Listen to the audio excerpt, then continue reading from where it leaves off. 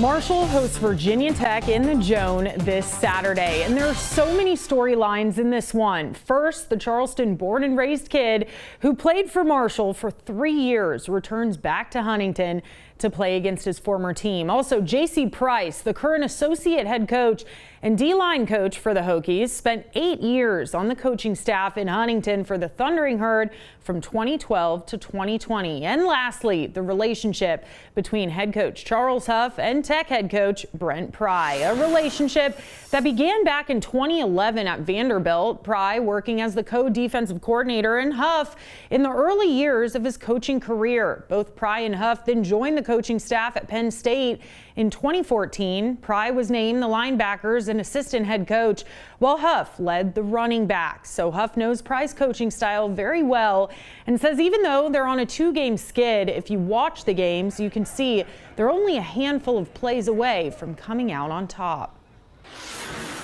They are a Power 5 team, and they have Power 5 players. So we're going to have to play extremely hard. We have to be really disciplined. We'll have to play our best game. I told the team we can't go out and play one half of football and expect to compete with this team. So we've got to put a really good game plan together. We've got to have a really good week of preparation. Brent's done a wonderful job there. You watch the way they play. If you take off the scoreboard and you watch the way they play, you can't tell if they're winning or losing. And that's a trademark of a team that plays really hard, whether it's the first snap or the last snap.